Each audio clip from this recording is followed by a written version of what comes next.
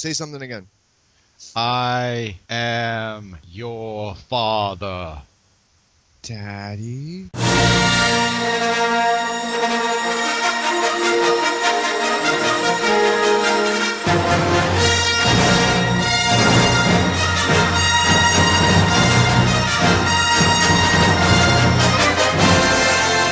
Welcome to the Metafilmless Podcast. Today's episode, we'll be talking about Star Wars The Force Awakens with full spoilers. If you have not seen the film yet, stop listening to the podcast. Listen to our predictions podcast, go see the film, then come back here and listen to this podcast. But if you have seen the movie, we're about to talk full spoilers. To comment on our previous predictions, we have Corey and Mike and Justin from Spoiler Alert, and we also have an uber Star Wars fan, Simon from Simon Says Mobile. Hello.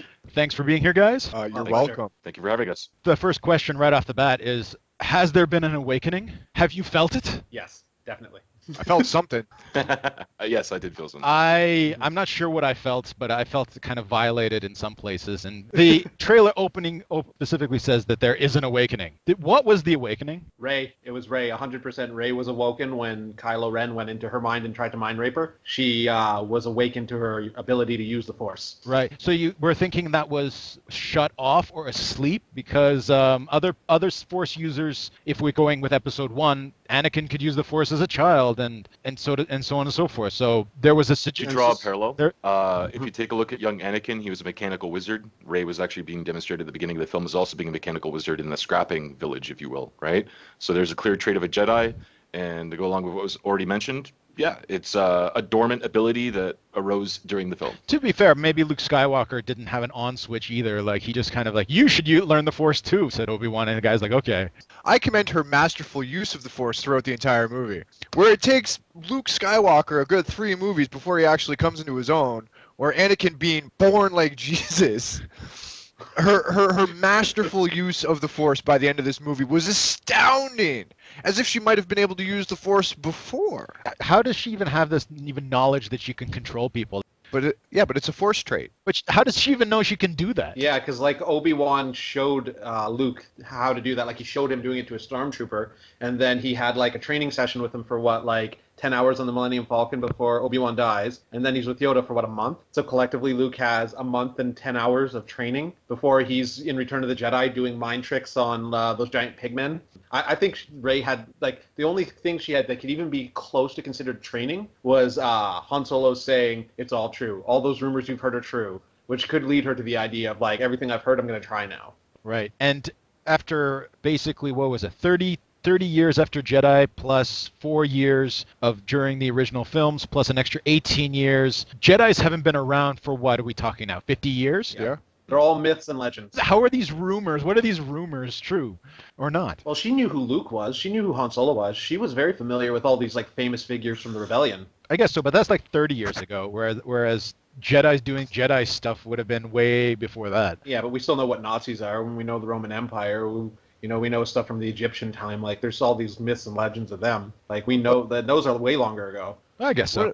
One of the things that I understood while watching the film is that the Force is still that hokey religion that doesn't or shouldn't really exist anymore. You would think Chewbacca is supposed to be 400 years old or something like that, and plenty of other creatures that are probably old that are firmly understanding the fact of what happened prior to the Clone Wars, and they understand that Jedis are a normal thing and all this kind of stuff, whereas it's these humans, these pathetic humans that keep dying every generation who have no idea, and they think all of it, this is myth, whereas if you ask Yoda, he's 800 years old, 900 years old? I'm sure there's other creatures that are 900 years old, and they go oh yeah, by the way, there's all of this crazy stuff that happened before. Do you have the Cantina owner? They mentioned that she's 1,000 years old or something to that effect as well, right? There you go. So the first question where we got to be building on is, are we in full hype mode? Are we fully is our understanding of this film, is the way we look at this film, is the way we're going to talk about this film completely masked in euphoria, the fact that we just got more Star Wars and that we just saw this movie, and 2 of you guys just came out of the theater a few hours ago to see this from seeing the movie. So how much of what it is we're going to say is just going to be clouded in current euphoria? Probably a lot. One of the things is just the bombardment of nostalgia within the film. And I give this one to Justin, because Justin previously said that Abrams is going to give you a bunch of throwbacks. Fan service. Fan service, and there was so much fan service it made my head hurt. Mm-hmm. Yeah. Fully agree. Yeah. But it got to the point where it was just, it felt like it was being rammed down your throat. Yeah, And it's like, here, remember this, or hey, remember that training droid Luke had, or hey, remember that chess game they were playing on that weird chessboard? or the mention of the Kessel Run. Yeah, the Kessel Run joke. What was it? I had read something just a little while ago in an article saying that in that scene, Han might have just worn a shirt at the same time that says Han shot first while he was going over the Kessel Run joke. That's how much they were just ramming it through the entire film. And it's just, in Star Trek, I saw some of it. You had to be a fan to pick up. Yes, Sulu's using a sword. You know that if he's a sword fighter. But here it's just blatant. This is what JJ's been working on and working towards his whole life, to get to do Star Wars. I can't remember her name. I think it's Kathleen Kennedy. She said that JJ had always been her first pick ever since the discussions of this had started, that she wanted J.J. Abrams to direct this because he's always been a super fan. So being a super fan, that we're getting all these fan service moments where they're like, hey, remember in A New Hope where this happened? Or, hey, remember the Death Star and how big it was? This one's a super Death Star. It's that much bigger. Right? We turned an entire planet into a Death Star. And I sent Mike this question, so he might field this later, but how did they have time to build that thing? Regardless of time, how could they have the assets to be able to build it and no one notice or jump in or sabotage it? Okay, this republic that they've established, just full stop, is doing a terrible job. Who's in power? Is it this fraction sliver group of the Empire that's in power? How did they have the manpower or the money? They didn't have slaves, because if Kylo Ren's there, he knows his grandfather would kill any fool who starts slavery again. Vader ended slavery. Well, they kind of pseudo have slaves. Their stormtroopers are just stolen from birth, taking children and raising them with brainwashing to be soldiers. But like Kylo Ren wouldn't put up with that if he's like idolizing Vader. That was like Vader in like Phantom Menace had said, I had a dream that I was a Jedi and I came back here and I freed all the slaves.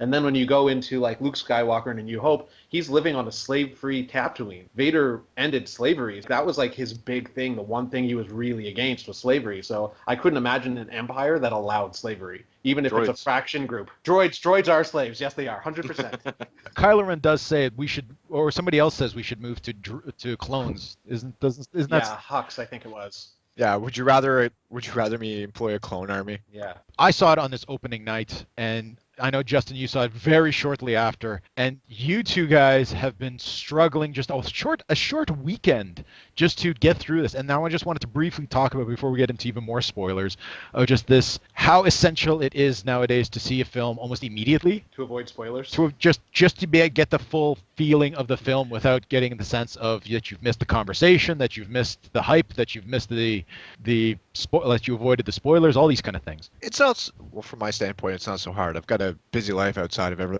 everything else. So it was just trying to monitor what I looked at on the internet if I had to check for something. I was very wary not to click anything Star Wars related. When it came to working, it was a lot of key phrases that I had to hear from people before I started humming stuff to myself and keeping my ears busy or my brain elsewhere.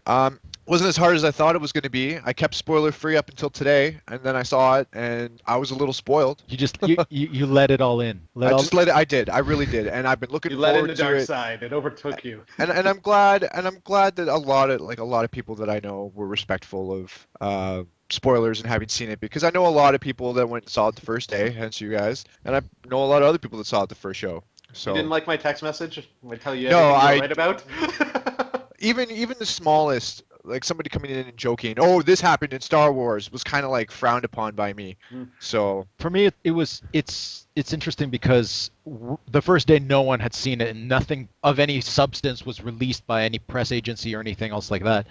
And in the last few days, you've had very well-structured reviews come out and other things that have floated to the surface. And if I was avoiding that, like I've been sending some of you guys some of the stuff I've been finding, being like, save this for later, just because if in like a week, some of that stuff becomes kind of secondary in a sense. The current thing at the moment, the trend, the pop thing, even this podcast, by the time it's released, it will no longer be hot off the press, relevant as the way many other people have released something. So perhaps we work in a kind of culture right now where it's just you're relevant immediately or not at all. Let's say you, Simon. How was your weekend? Well, the way I looked at it is that I really held off from buying tickets beforehand because I figured, oh, I'll have plenty of time, plenty of time. And then I jumped on the web and clearly discovered that there was literally nothing available for pre-chosen seats. Funny enough, the seat that I even purchased today was double booked. I showed up early, another guy shows up, I'm sitting in D10, and then we stared at one another for a while. Fortunately enough for me, I got to keep the seat, and he went on his way. Very grateful to the kind gentleman at Lansdowne Park for being so gentlemanlike. But for spoilers, overall, the big thing that I was concerned about was avoiding certain websites, avoiding talking to certain people about the subject, being upfront with my coworkers of just don't talk to me about it at all, don't hear anything. But the biggest thing, which I think is going to be a concern, is that classic scene, which I believe is from The Simpsons, of Homer walking out and screaming, "Oh, he was Darth Vader!"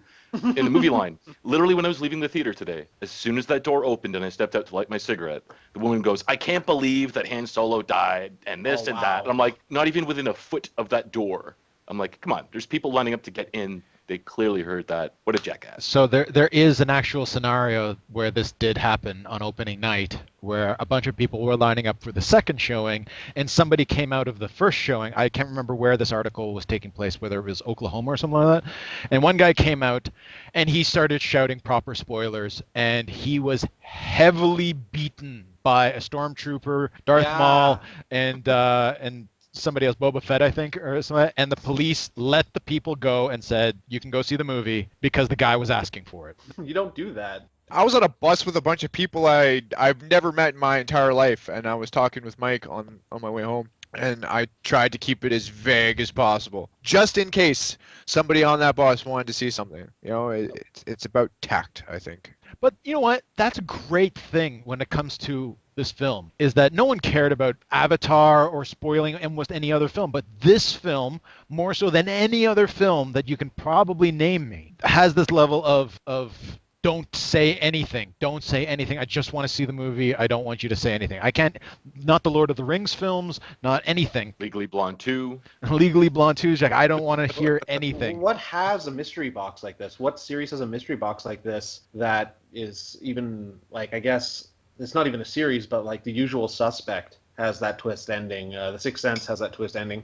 That's pivotal for the shock factor. Like, there's very few shows or movies that have twists to it, and Star Wars has the notorious reveal of who Darth Vader is, right? And, like, I remember growing up and people taking a fan, putting it in front of their face and going, "Luke, I am your father."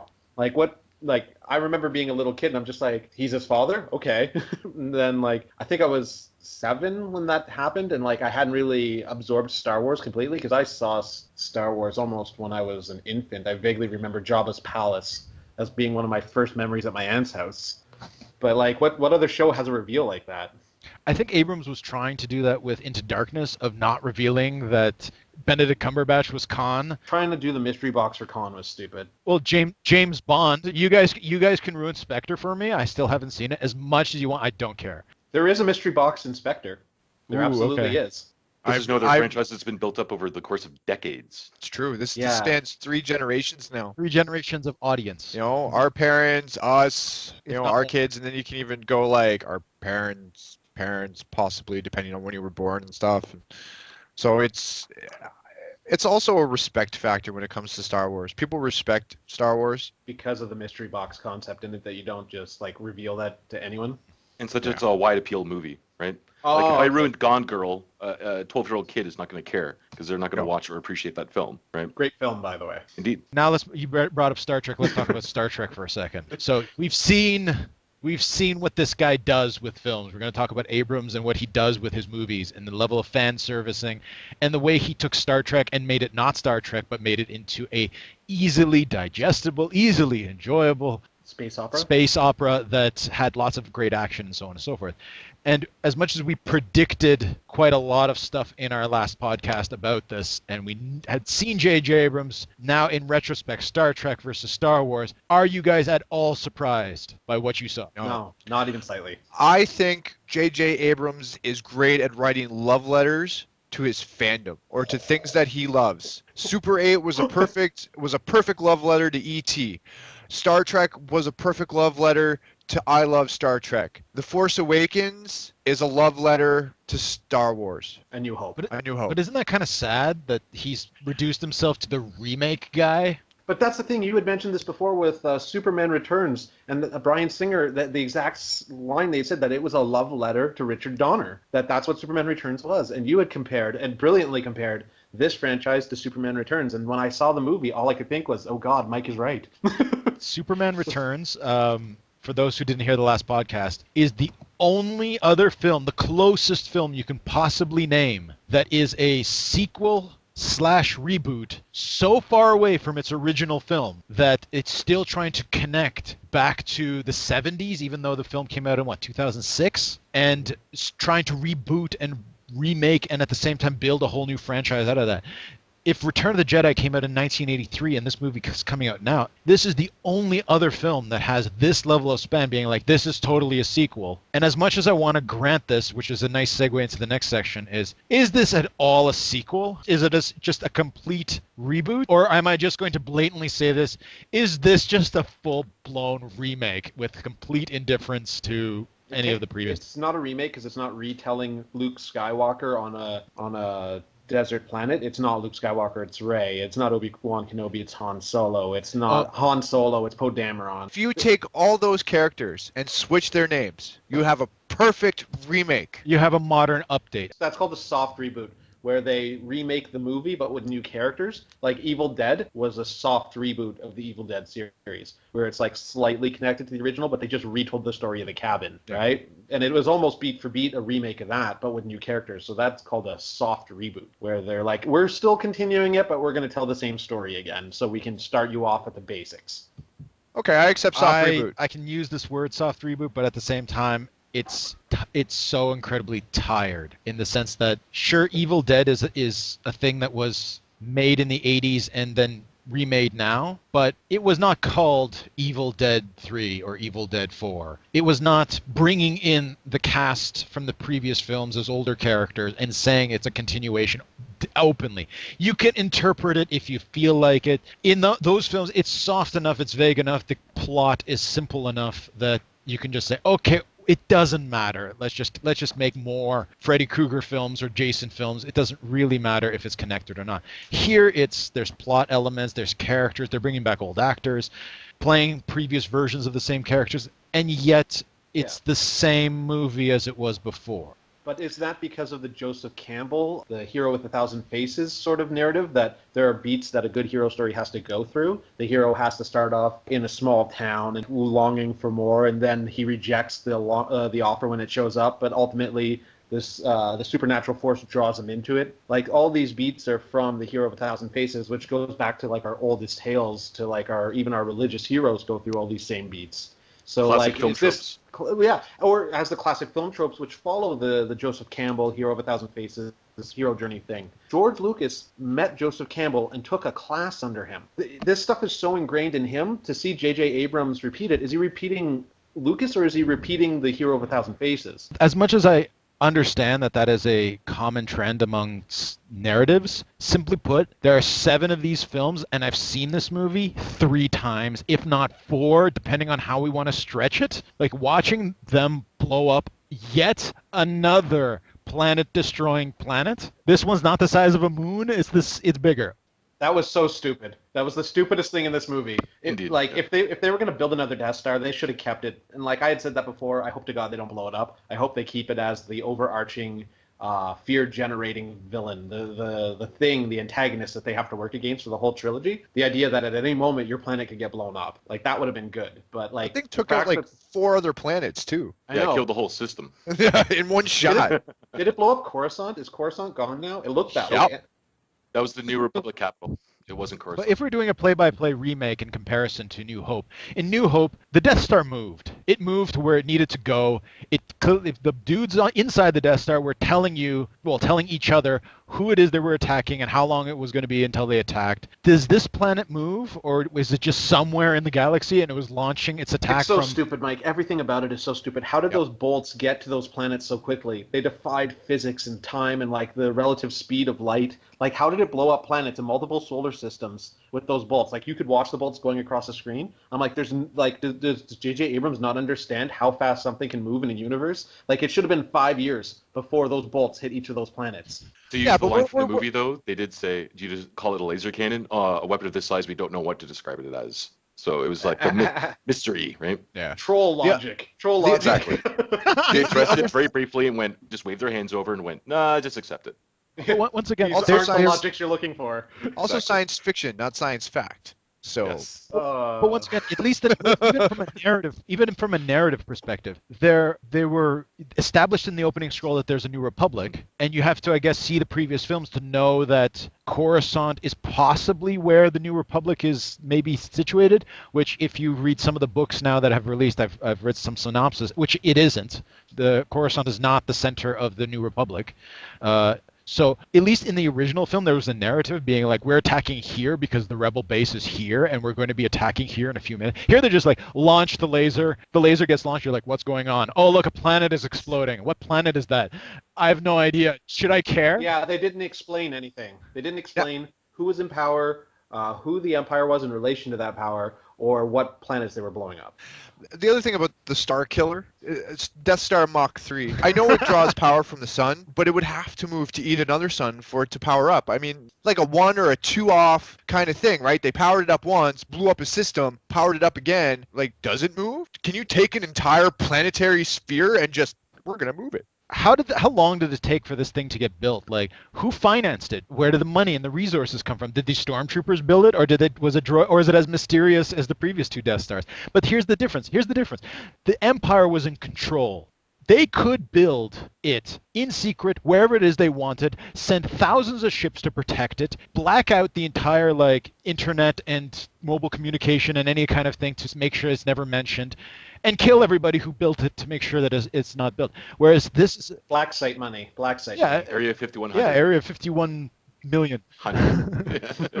So the Empire is in control. So looking at the previous map, where Endor is situated in the galaxy and all this kind of stuff, yeah, it makes sense how they could keep it a secret. Whereas this, again, you mentioned there's no understanding of power base, income, who's controlling what, and this New Republic, they just sat around being like, well, those guys, that New Order, well, we'll get to that, I guess, eventually, or maybe they'll just leave us alone. All those supplies that they're shipping out to the far quadrant, we'll just ignore all that, and all that manpower they're shipping out to that quadrant, we'll ignore that too. Oh, and by the way, they've been doing it for 30 years. Where were the Bothans? Yeah, where are the Bothan spies? Exactly. I like how Finn automatically knew everything that he needed to know in order for them to take this thing down. So what kind of battery is that thing? Like, it's just it defies all physics and logic, this whole thing, right? It became a Dyson sphere that lost it. Is that it? Where Tesla was there. Yeah. Come on. To throw out what Corey said in the previous, it's fictional characters. Semantics, people. This is just, it's the realm of science fiction. We're going to have to let it go. Yeah, no. How many more of these planet-destroying planets need to be blown up for people to generally get an idea of this is not a good investment of time and energy and money? Who would work on this project? Did We're anybody building a giant laser to blow up planets? Who wants to work on this? Is the money good? Are the benefits great? All right, I'm in. I'm sure the guy on the council who was like, we built 2 of these before and they both got destroyed. I think this is a bad idea. I'm sure he's dead now. Okay? That's bad business. We failed twice. Well, let's just make it bigger. Nothing bad can happen, right? This one will have built-in shields. Ooh. 30 years of upgrades. And oh my god, I have to mention this. If they could make the jump to light speed through a shield, why didn't they do that on Endor? Good point. Upgrades. The Millennium Falcon had upgrades. That pile of junk sitting right over there in that junk field. Yeah, okay. If Episode 7 is a remake of Episode 4, soft reboot, whatever you want to call it, are we expecting another Death Star in Episode 9? I really hope not. Or is this concept finally been beaten to its final level of planet-destroying planets? All I can say is that if another giant planet laser cannon shows up, I think I'm done. There's no way they could build 2 of those things in 30 years. But let's go positive for a moment. Okay, yes, it's a remake. Yes, they did a job of trying to capture the spirit of all these kind of things and so on and so forth. It's about the sand teen dreaming of bigger things with the droid carrying the MacGuffin, where the good guys and the bad guys want the MacGuffin, and she meets a rogue a random scoundrel character who also wants to leave this planet with her, and in the process they meet a wise old man who tells them fables and stories of superpowers and things beyond them, and ultimately guides them to a cantina where they hang out with a whole bunch of weird aliens and a band playing a cool jazzy hip tune. And It was reggae this time. was it reggae? Okay. And only to be attacked by a masked, caped individual who shares a secret connection to one of them, and Two of them. to kidnap one of them, and they have to go to the planet-destroying planet to rescue one of them, which clearly, from what we saw, didn't need very much rescuing. There was 2 princess savings, because first Poe and then Rey. And then destroying the planet-destroying planet. Now, granted, okay, we've established that this has been done. But did they do a good job? Did they mask it side for side, or just we want to remake this movie? J.J. Abrams has openly said that he didn't read very much extended universe. He and Lawrence Kasdan, they just kind of guessed at what it is that happened in between and made it up. And ultimately, how much work did they put into when basically the end result is an Episode 4 remake? I think that this, where they landed, is almost exactly where the extended universe landed. There's hardly a difference between the extended universe and this. Like, it's still about the kids of the previous generation. Vaguely, yes, but at the same time, it's about a planet-destroying planet, and the good guys dress in white and the bad guys dress in black. But they've done the Death Star in the extended universe, too. They've had another Death Star that was being built in the extended universe. They had the Eclipse, which was basically Death Star like a Star Destroyer. Well, And there they was the also one. had There was Sun the one. Crusher. Yeah, there was the The Sun Sun Crusher, Crusher. but then in the what was it, the Jedi Academy trilogy, they actually came across a skeleton, like a skeleton base of a Death Star within a Prototype. cluster, a prototype, which led into the first Death Star being made. So this was the prototype Death Star, and they actually made it operational. So there's been 3. That's extended universe, though. So it's not unheard of to do the Death Star again. So them doing a Death Star and doing the children of the previous characters actually kind of lines up with the extended universe stuff. Even the name Ben was used for a descendant of Anakin Skywalker. They just switched who the dad was. Yeah, Ben was what, Luke's Ben son. Skywalker. Yeah, Luke's son. Yeah. If we were to comment on that for a second, I don't know why they would throw in the word Ben into the movie like that. I suppose it's some kind of odd fan service to those of the extended universe, but it doesn't make any sense, as Ben had no Ben is clearly named after Ben Kenobi. Han Solo, why would Han Solo, he met this old man and then he died, and then Leia named the child. Leia never met the guy. Yeah, that's true. Why on earth would they name their son after him? Whereas in the books, they named their kids completely other things, and it was Luke who had a child who named his child Ben. That makes sense. Luke only had one kid in the expanded universe, right, Ben? Yeah. Han and Leia had Jason and Jaina, and then they had Anakin. Jason turned to the dark side, and And Jaina Leia and brought him Jason. back. Yeah, and then Jason and Jaina end up having a fight, and I think Jason kills Anakin, and then Ben has to go and fight alongside with them because all their kids are Force sensitive. Sure. But at this point in time, it's just why name the kid Ben? See, I agree with you on that point. That kind of threw me off when Han just shows up and he's like, Ben! And you're like, wow, he named him Ben. It really has no resonance with me. Whereas if it was Luke who called his kid Ben, that would be more, because Ben means more to Luke. Only Luke can talk with Obi-Wan Kenobi in his little Force ghost form and stuff like that. That would have sat better with just yelling out a random name to a guy who's, like you said, never met. Who knows? Obi-Wan Maybe Kenobi. since Return of the Jedi, Ben Kenobi's actually been an uncle figure in ghost form. He's Ghost Dad, Part 2. Oh my I god. miss the Phil so much. It's too bad he's a weirdo. Oh my. There is a weird rumor floating around that Hayden Christensen will be back in the next film as possibly Ghost Dad 3, or I heard they were going to clone Darth Vader and he wouldn't have any memories, but that Kylo was going to try and clone his grandfather to have him be there, and that was going to go in a particular direction. Okay, I don't want to start making any predictions early. I just got out of episode 7. well, you don't have very much time to process this because the next one's coming out in 2 years. 2 years. I'm so happy. It's so happy we're getting them every couple years, and then like an in-betweener movie Like, Yeah. I walked out of this film and I wanted the next one. My brother Jacob's like, you want the next one already? I'm like, I want to know what's going on with Luke. Like, he didn't say a damn word. You know, there's a potential to bring back Darth Vader for Rogue Squadron. Go on. I'm just saying that the time frame that they set Rogue Squadron in, which is in between episodes 3 and 4, about the rebels stealing the plans to the Death Star, which is the plot line that I've heard, and I've heard quite a bit, that you can actually fit Darth Vader in there being a badass doing Vader stuff. Darth Vader comes in and it's like, my troops are like trying to protect this thing. Oh, rebel scum has come in to try to steal the plans. We're going to get them. We're going to mess up their stuff. And then you get, you know, the end. You can't have Vader be aware of that. Otherwise, he's going to put a vent on that thing. But you can, yeah. Then it's Vader's fault for not putting a vent on the port. Yeah, but they stole the plans for the Death Star. They didn't know any of. They were looking for technical difficulties. I think the outcome of the end of the film is them succeeding in passing the Death Star plans to the ship that you see at the beginning of Episode 4. He just comes around all the planets and he's occupying and taking over more and more territory, and they have to work around him, right? So for the Death Star, one last thing. When it explodes, did you guys feel that sense of excitement and euphoria that happened at the end of Episode 4 and 6?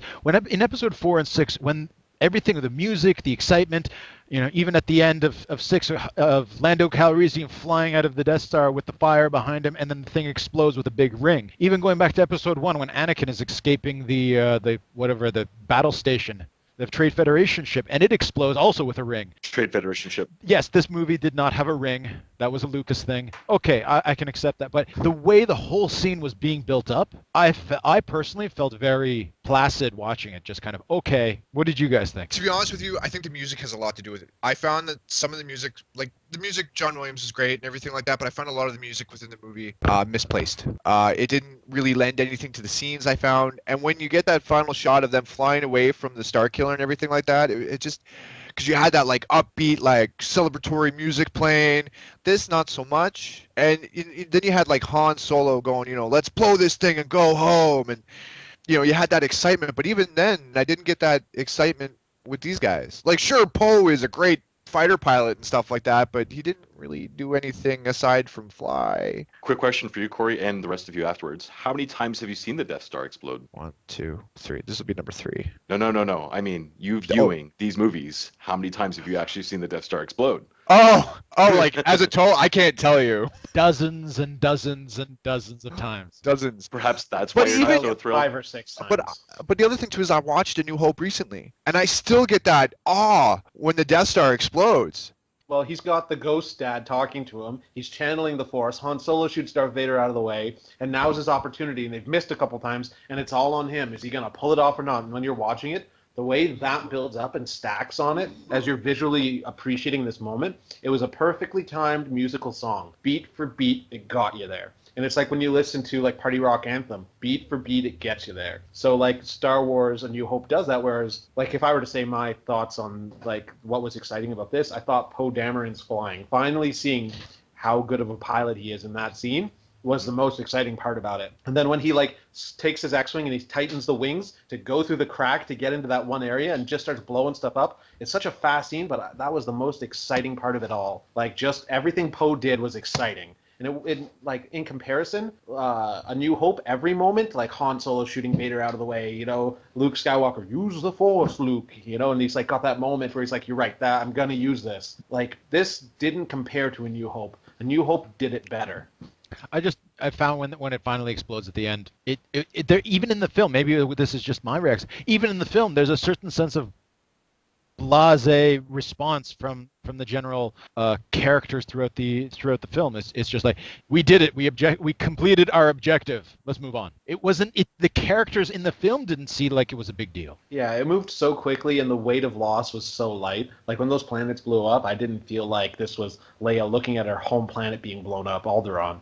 I felt like this was like, oh, it happened, let's move on. And now here's our forced motivation. Like Chewie consoling Leia. There was none. Yeah, no, Rey never met Leia. Rey never met Leia. Why did Rey hug Leia at the end there? That was the stupid. Why wouldn't Chewie hug Leia? I was hoping for that. I was hoping for Chewie to come up and be like, you know, I'm sorry that Han's dead, you know.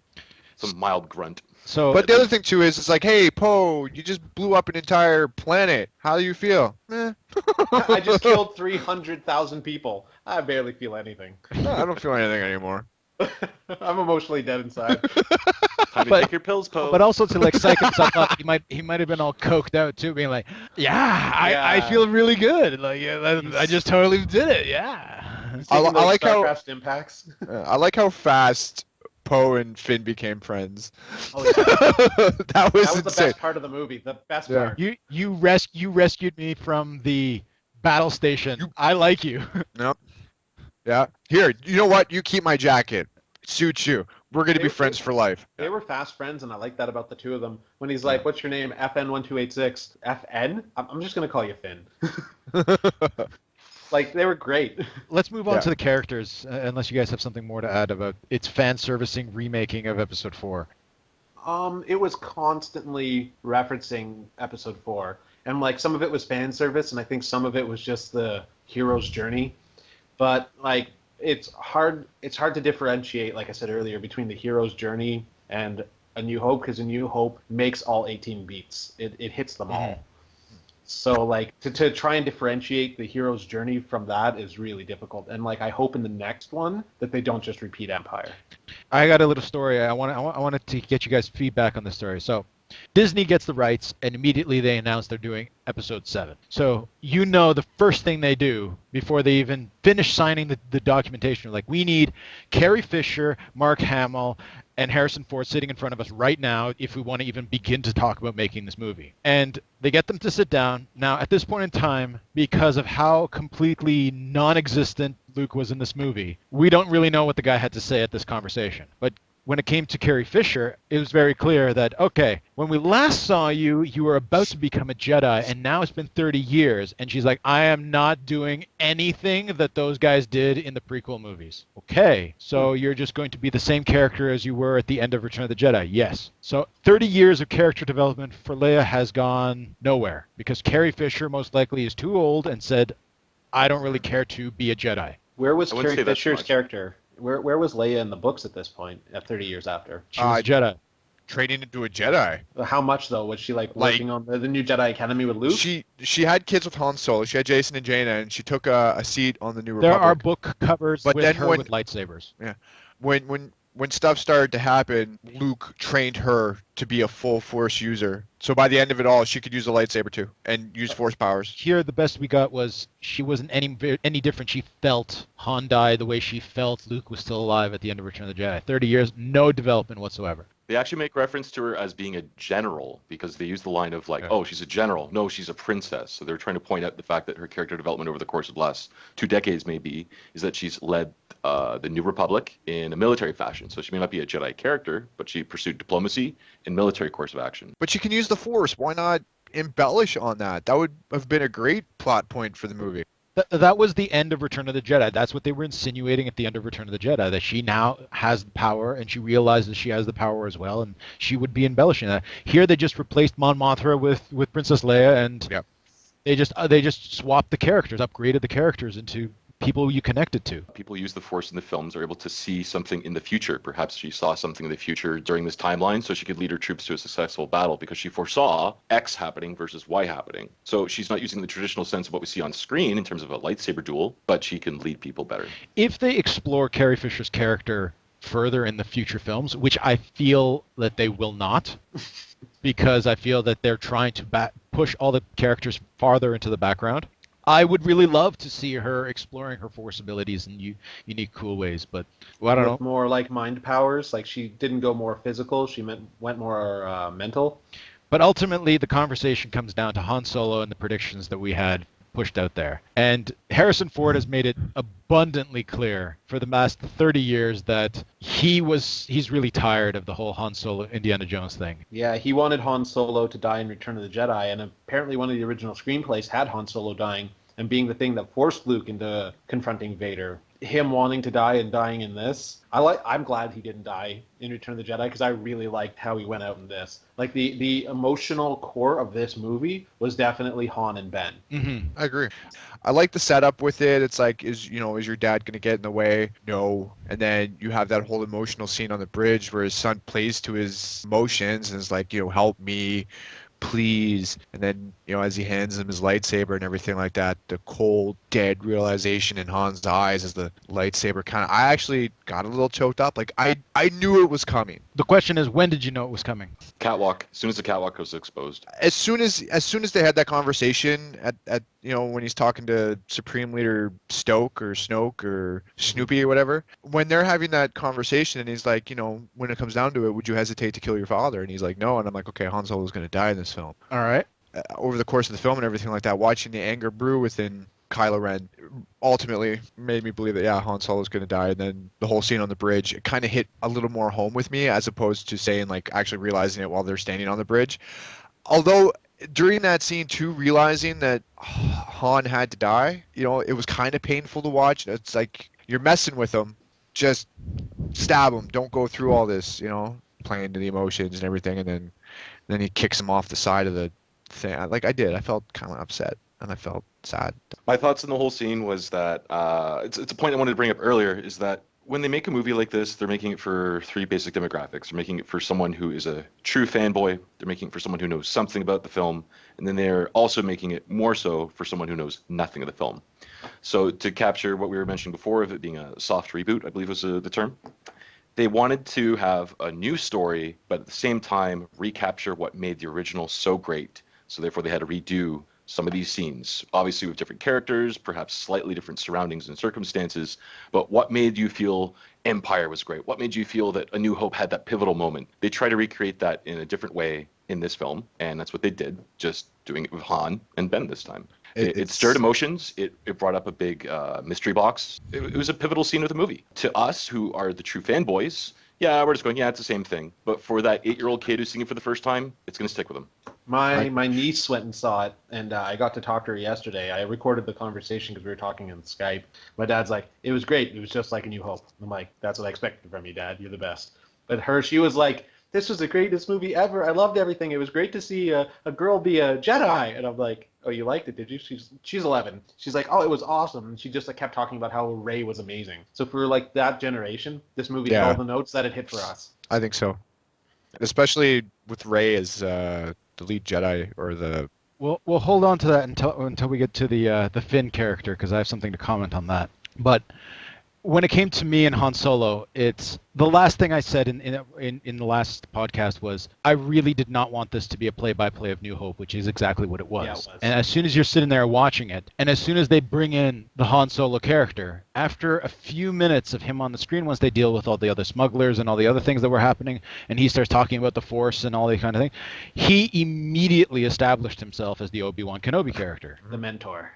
Yep. The mentor. And as soon as you see that and you see the way the movie's playing out, he is much more central to the film from the moment he arrives to the end of the film than I would have predicted he would be. And it's actually quite impressive that the movie becomes so heavily centric on Harrison Ford.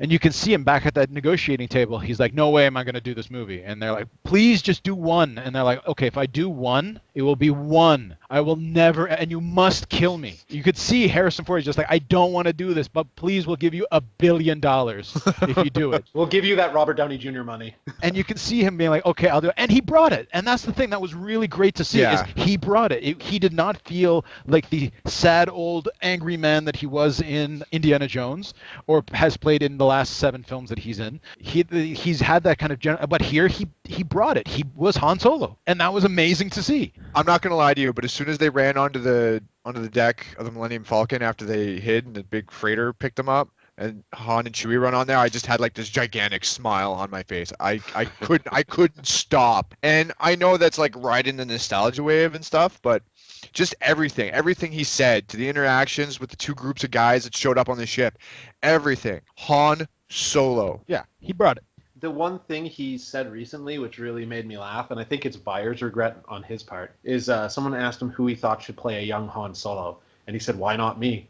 And I was just like after watching Michael Douglas get de-aged in Ant-Man, I was just like, you know what? They might be able to pull that off. I mean, out of all the original cast that showed up in that movie, Han, Solo, Harrison Ford had the most screen time. Yeah. The one thought I had was because they established him as the Obi-Wan Kenobi character, I knew he was going to die maybe about 25 minutes after they introduced him. Before they said anything else about, would you have a problem with killing your father? Or when he turns to Leia and says, I'm going to bring our son home. By that point in time, it was just like, okay, It's like somebody told you Han Solo was going to die at the end of the movie before seeing the movie. Well, we had discussed that, so that was all on our mind, right? But it was just, you're watching the play-by-play, and especially it's like, here, Chewie, you take the detonator, and being like, and by the time it actually came, it had no emotional impact on me. When the scene was going on, I was with my brother Jake, and he was right beside me, and that scene starts, and Han turns to Chewie, and he's just like, you take this, and Han goes off on his own. Now, Jacob, he hadn't listened to our podcast, so he wasn't privy to the idea that Han might die in this, or that Han might be the mentor or the herald. Jake leans over and he goes, Han's dead right here and now. And like, he hadn't walked on the catwalk, they hadn't shown the fall. That moment to my brother was just like clear as day. This is the moment he dies. He's separated from the two of them. And then you get Finn and Rey on the balcony, like Luke and Han and Leia in the distance, and Chewie in the distance watching while Han Solo walks on that catwalk. And when he walked on the catwalk, even though Jake had said that and we discussed it, I was really, they're going to do it just like this? Just like this? No rails on the catwalk? This is the moment? Is this cliche? It was super cliche. Yeah, it was definitely shades of Vader versus Obi-Wan. The last question I wanted to ask about Han Solo is, we talked about the development of Leia, of what happened to her at 30 years. Is Han Solo like a big loser for basically being in the same place he was at the beginning of Episode 4? No. Sadly, I feel that way. I do feel he should have married her, and they should have started a new resistance where they were the royalty, and he was king in proxy, and she was the queen in power. He was just a mouthpiece for her. This is going to bring up a lot of parenting issues. I mean, if Han and Leia had stayed together, would Kylo have gone as evil as he did? Like, what happened to them? Was their relationship so stressed that it kind of imprinted on Ben, and then Ben went all like, I'm done, like I'm. What did Ben say about his dad to Rey? Yeah, right. Like I don't think we need flashbacks to answer that. Clearly, they're poor parents if their son has turned out to kill them. And is that nature or nurture? Was he always destined for that? Like, come on, let's be real. All right. One thing I did want to bring up in regard to Han Solo in this movie from a different perspective, from kind of a behind-the-scenes perspective, I sincerely think in the same tone as Tommy Jones in The Fugitive, of him screaming, I don't care, that's how Harrison Ford approached this movie. They probably threw all the money in the world at him, going, look, we built your career on this film. We need you to be in this film. And he's like, all right, fine, but only one. And you got to send me off, and you're going to make me a martyr, and you're going to make me the greatest guy in the world. And he turned around after his, as you said, 7-movie running of being a sad old man. And he finally, put on that little smirk, put on a little bit of charm, and they finished him off. Because look at his age, man. He's not in great shape. He recently, only 2 years ago, crashed in an airplane. Did you know that Harrison Ford is a rescue pilot? Yeah. So the odds of him being able to survive another 6 years for another 2 to 4 films, depending on how you want to put him in there, they went, if we're going to kill off someone, it's going to be Harrison Ford. Doesn't want to be here. And they wrote it in. Chewbacca was great. Okay, brief note on Chewbacca. Was Chewbacca? Chewbacca was Chewbacca. He didn't look as rugged as he did in Empire. Like in Empire, his hair was all over the place. Well, he's now 450 years old or whatever. Now he looks tighter, more clean. Yeah. Yeah, Chewbacca took a shot in the side and then for the rest of the movie shrugged it off like it never happened. Was he supposed to lose an arm there? I don't know. I know he got shot in the side and then, had that whole scene with Finn trying to patch him up. There's a art department leak of Chewbacca with a cyborg arm, and it's the arm that got shot in the movie. That's an old thing from Shadows of the Empire. I think in Shadows of the Empire, he had like this prosthetic arm thing that because they were underground as bounty hunters and something like that. So that might be an old picture. Yeah, I saw that, and then he got shot in the right arm again, and I was like, wait, was this whole thing supposed to be that he loses his arm and they just kind of I hate to put it this way, but kind of pushed out of it? Maybe. Briefly on Luke Skywalker, yes, he was not in the film, but is he evil? Is he controlling Kylo Ren? Yes, he's not Obi-Wan Kenobi. He is Yoda. So they basically go seek out Yoda. You should learn from Yoda. Is the basic finale of the film. Is Luke evil? Is he going to turn around at the beginning of the next film, basically like, hello, daughter? You know, in good Star Wars fashion, if they did it right, she'll have been training under Luke for some time, and they'll have a relationship when they start the next movie. Like 3 years later, she's been training for 3 years. Yeah, 2-3 years she's been training under Luke, and Luke has been like trying to teach her all this stuff that Jedis do. I liked that final scene.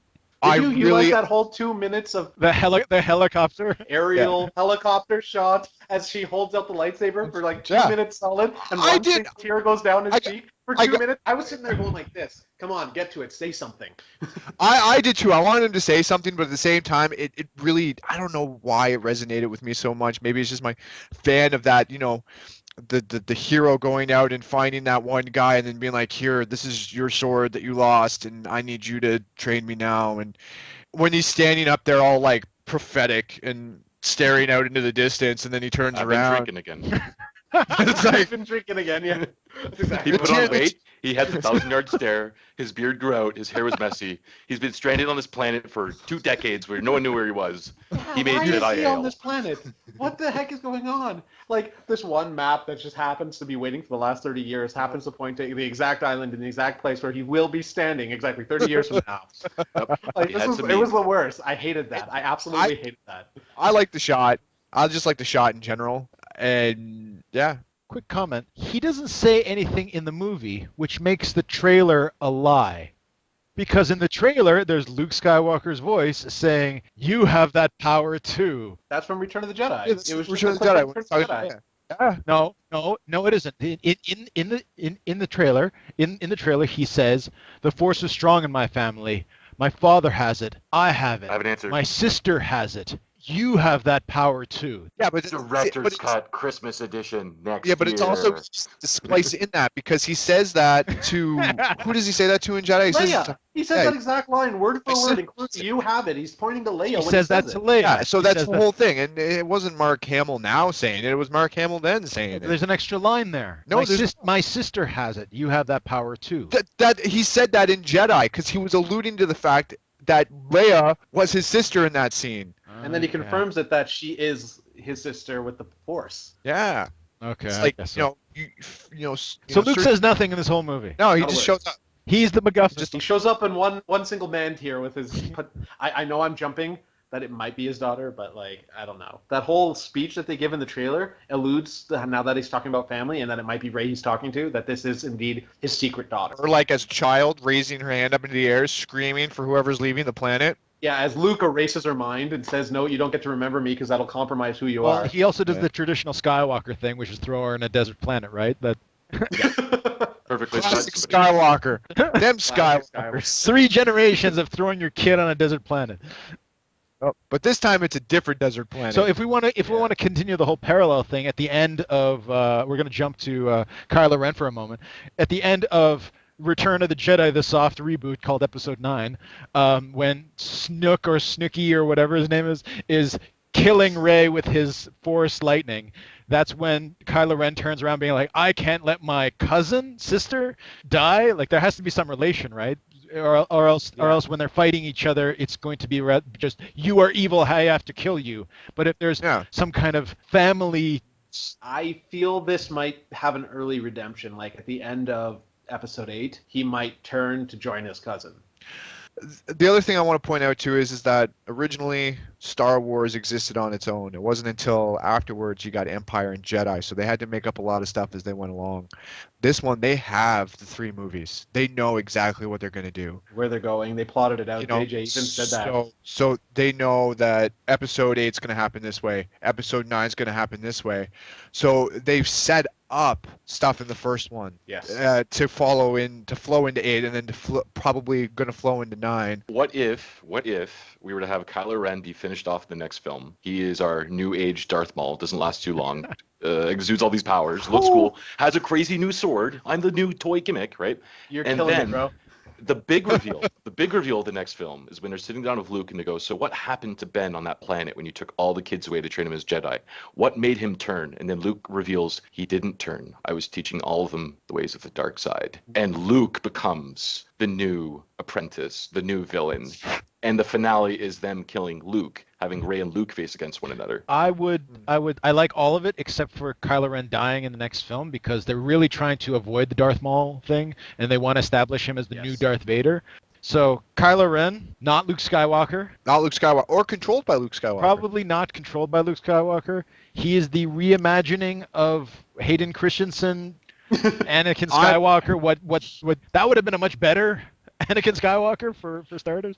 His temper tantrums were more entertaining. I like how he gives into his anger so much that anger like permeates his soul. The temper tantrums, glorious. Yeah. The only other thing that bothers me about him is that he looks way cooler with the mask on. Yeah, a lot of people have commented that he's just this ugly dude. Yeah. There's only 3 points he takes the mask off: when he's talking to Rey, when he's talking to Supreme Leader Snooke, and when he's talking to his father. He's I guess 4 times talking to his father, and then when he's fighting Finn and Rey. The 4 times. And yet, when he takes off his helmet, he has perfect hair. He's not like sweating underneath there. It's probably nice and cool in there. Well, we're in the future. They got tech for that. When I take off my hat, I don't have hat hair. I also want to point out one thing, and this I kind of noticed right from the get. Like I noticed it the first time, and I kind of passed it off, and then it was the second time I heard it. When he takes off the helmet, he drops it twice in the movie. First, when he's talking to Rey, and he drops it, and it just thunk, like it's heavy, like signifying the weight of this thing or this burden, dark side that permeates him. And then he does it again when he takes it off. And he's talking to Han on the catwalk. He drops it, and it just thumps, and it gives you it just plays on. Like I like the idea of it because they did it with the One Ring in Lord of the Rings, and just the weight of the burden that he has to have, knowing that it's there, you know. And that was cool. Like I did dig Kylo. Do you guys Ren. think he's a good? Yeah, do you guys think he's a good Darth Vader replacement, or do you think he's going to succeed in being the future Darth Vader in that kind of legacy idea? It was a good first outing for him, but I'd like to see him come into his own when Episode 8 comes out. Do you think he's going to be slightly mutilated? Oh yeah. Well, she cuts off his hand. Does she? Yeah. That wasn't too, She cuts it. There's a scene where he's like lying on the ground. He's got like the slash across his chest. He's got the burn hole in his shoulder, and she lops off his hand, which is like sitting in the snow a little ways from him. Oh, okay. That's apropos of the Skywalker family. And now you're gonna get like, I'm gonna enhance myself with mechanics and see where I go from there. So it's also interesting, and I forgive the lightsaber. I like the lightsaber choice. It's very menacing. My favorite shot in the whole movie is my favorite shot from the trailer, and that's when he's standing behind Rey with the lightsaber over his shoulder, while she's like, and even cooler now that she's force held there, as he like extends the lightsaber over her shoulder, and it's just the reflection of her face and the red and the fear, because you know, like Kylo is really played off as evil. Like he is unforgiving, and I think he comes a bit into his own when he just kills his father. Good point. The thing is, when Darth Vader walks into the room in the opening scene and kills a guy, Kylo Ren didn't kill anybody in the entire movie. Yeah, well, he killed his dad. Yes, he killed his dad. He did force choke an officer. Did he? Yes. Yeah, he did. He kills a few people throughout the whole thing. I know, but Darth Vader And then he strangles a orders guy in the the- opening scene, yells at a guy to kill lots of people, and then continuously does things throughout the film to show that he's a menacing dude. You should not mess with him. He's a scary, scary man. Kylo Ren, yes, he does command a bunch of troops to kill a whole bunch of people, but he's just kind of always there. He's not actually doing anything. That's not true. He tortures Poe. He tortures Rey. So he doubles what Darth Vader did for torture scenes, right? And then he orders the destruction. Orders the killing of all those people, and you get to see Villagers, the horror through Finn's eyes, all the villagers. Max Van Sydow, or whatever his name is, who has the map. He has that guy killed. Yep. Right. So like everything Darth Vader does, they made sure he did that twice or 3 times. You know, Darth Vader blew up Alderaan. I'm gonna have him blow up 5 planets. You know, like everything Darth Vader does, he has him do more, and then he has Rey say, "You'll never be Darth Vader, no matter what." So I ask a simple question: is he scarier than Darth Vader? Not yet. No. He hasn't grown Yeah. into his character yet. He's he hasn't still had 3 learning. movies to do it. No, Darth Vader was scarier immediately in the first scene of his first film. No, the only reason why he was scary is because he was tall and he was dressed all in black. But after watching A New Hope, Darth Vader does very little in that movie. I'd say it'd be fair to compare Kylo Ren to Anakin in Revenge of the Sith because they'd both be at the same time point in their lives. Yes, that's With a good similar one. haircuts, Yeah, with similar dress style, and Similar age, similar training, similar attitudes. Exactly. Young They're boy still in immature. looks there. less whiny than the other. Yeah. I so- actually liked, if we were going to compare like who did it better, who did the young man turn to the dark side better, it's obviously Kylo Ren did it better than Anakin did. Well, Yeah. I think Anakin, in the grand scheme of things, did it pretty well. I think Hayden Christensen is the question that we're posing here. Yeah, you're right. Quick side note: who saw the film in 3D? Not I. I did. Not I. Okay. So that scene of the lightsaber over the shoulder, 3D was spectacular. Cool. There was I a was very, thinking about very good glimpse where they have like a segue where they have the Star Destroyer on screen. Oh wow! Just to see that in 3D, guys, that was was amazing. It's been 6 years since Avatar. Why wasn't this movie made in 3D? This is the first real competitor to Avatar in that kind of let's make a movie in 3D, and yet the film was not filmed with a 3D camera. What is wrong with Hollywood? Why has it been 6 years and only one movie made with a 3D camera? Simon, I didn't see it in 3D because it wasn't filmed in 3D. I'll give credit to it. There was a lot of scenes where the depth field actually played off quite well. They were running through the village on Jakku. You saw the depth of the tents, the scrap, the Star Destroyer in the distance when the speeder bike's going across the sand. They had a number of shots in space where the depth field was really, really good. But yes, you could see that not all scenes were properly filmed in 3D. I'd like to think that James Cameron owns all the 3D cameras and pretty much told Disney where to go and how to get there when they said He did invent them. Did invent them. Well, yeah. So So we looked this up. We did some research. So he's the only one that has actual 3D cameras, and I'm sure if you want to buy them or use them or rent them, it's going to cost you a pretty But this is penny. Disney. They control like 30% of all media in the United States, if not the world. But does Disney want? That's Does brutal Disney to want hear. to affiliate themselves with someone like James Cameron? James Cameron. Yeah. Yes, James Cameron makes money. But like, Fair you enough. gotta go James Cameron. Disney comes up to James Cameron and they say, Disney, Star Wars, money. You know what he says? How many zeros? Yeah, that's Then true again, too. if you look at the laundry list of films that have been made in 3D, like Resident Evil, what is it, Apocalypse? We looked this up. There, Yeah, there- Afterlife or yeah. something like that. They're awful. there's like 9 or 10 films properly made with the James Cameron 3D camera. So the Back to the Streets, Step Up, Back to the Streets is filmed entirely in 3D with a 3D camera. There is a list of films. There's not a very impressive list, but only one film of science fiction, $200 million kind of budget kind of film, and that's one, Avatar. The rest are all small films. So, Anyways, So we should- like the whole thing with JJ, and the thing that he's really in love with, and is obviously the whole thing is he's in love with how it was done. He got John Williams back to do the score. He used the 1:35:8 aspect ratio, I think it is. I'll have to look that up again, but that's what he used. And then he's like, he didn't get the Muppets, Jim Henson Studio back for them, but he still went and did practical effects for the suits. He went and got the models built to film miniatures for the TIE fighters and the X-Wings. He went out of his way to pretend he was George Lucas. He went out of his way to do everything he could be to close his eyes and say, I created Star Wars. Yeah. Right? And like, that's him. He wished he was the guy who created Star Wars. Snoke, where'd this guy come from? Where is he? I was really kind of intimidated that he was this like big dude, and then when he ends up being a hologram, I'm like, oh, okay, I guess that makes sense. I think everybody felt that way because I felt like that. I'm like, oh my god, this guy is so big. Like, where did he come from? And then He's a titan. the holograph thing. He's a moon. That's what he is. He's a moon species. He must be full of himself if he wants to put him in a hologram that big to make him look so huge in front of his followers. But he also seems to be quite strong on the dark side. The Emperor did the exact same thing. The Emperor had his head as a giant hologram in Empire Strikes Back. That's so right. and then of course he's a tiny hologram. So it's whatever the hologram system and the way you set it up, whether you want to be imposing or you want to be like, quick on the fly messages, like it's all the way you want it set up. And obviously Grand Supreme Leader Snoke, Yeah. Supreme, yeah. It was also in a Snooke. reception hall. It wasn't Yeah. a private viewing room like Vader had in previous Yeah. films. Well, the other thing that I found interesting was this. Does anyone know this guy even exists? I have theories on who he could be. I mentioned it to Mike in a previous conversation that I think he might be Darth Plagueis. Well, what I mean by that is in the sense of you saw the general, I can't remember his name, and Kylo Ren go into that viewing room, but the general plays the kind of main verbal leader dude, whereas Kylo Ren plays the main enforcer guy. And as far as all those troopers standing, that general guy could be the main leader. He doesn't Hux. mention... General Hux is his name. Yeah, General Hux could be the leader of the New Order, and Kylo Ren is just his enforcer. And behind behind the scenes, yes, there's something else happening. He doesn't mention Snooke in his speech, and no one else sees him. So does anyone know this guy even exists? No, then that's the point of the Sith as well. The Sith are in the background with the rule of two. There's two of them, and they're doing everything they can to, I guess, subvert the rule of the Jedi. But the Jedi are gone now, so couldn't they have more than two?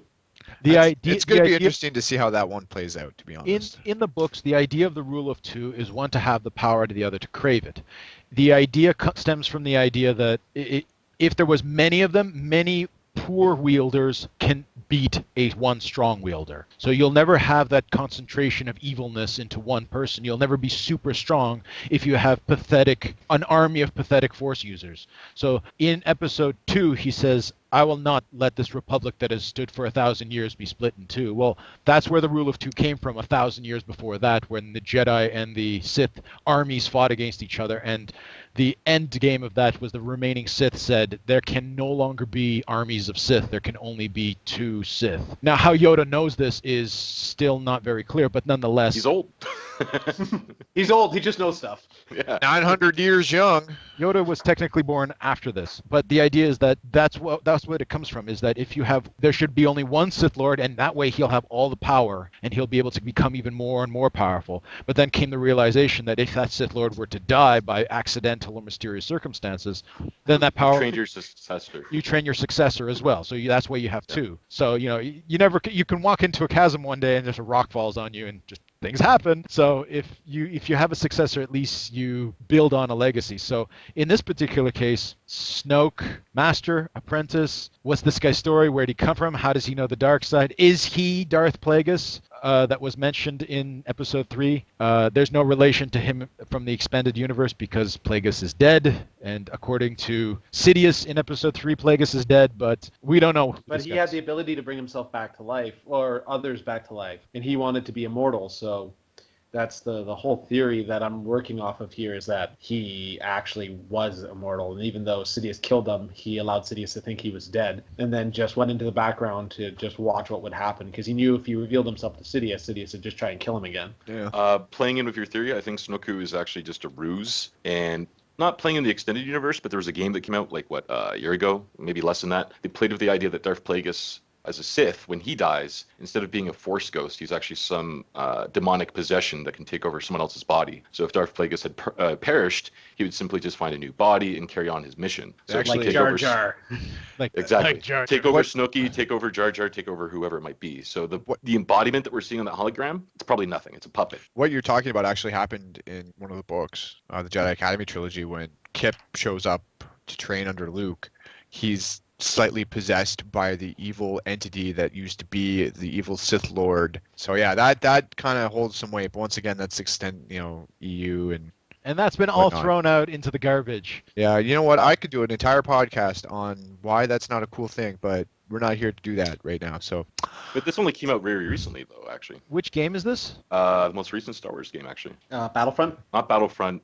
Force Unleashed or something like that. Force Unleashed 2. What was the other one? There was one after that. Force Unleashed was like 2012. Yeah, Force Unleashed 2. So no, it'd be after that because there's twins in it. The Old Republic. The Star Wars Knights of the Old Republic. Sure, that could be it. That the MMORPG where they have the twins? Yes, sure. Yeah, so good. But that takes place thousands brilliant. of years before Plagueis. Yes. But still, it gives weight to the whole fact of an evil entity possessing, the evil dark side entity possessing someone who's also Force sensitive. They're going more spiritual with this one for sure. Less midichlorians, more spiritual, old hokey religion that anyone can channel into. But here's the thing. As much as I realize that they're focusing on that, according to J.J. Abrams, and based on the whole marketing thing, is episode 1, 2, and 3 still canon. So it's still midichlorians, whether you like it or not. Whether you want to make it a way to measure it. Like, I know he explains it, and like JJ's just like, it is there, but I'm just gonna ignore it. Like, I just pretend like they've got like a blood pack, they test it, the blood pack has a response, and it's in the blood pack the midichlorian count happened. So Ray, milky creamy skin on a desert planet?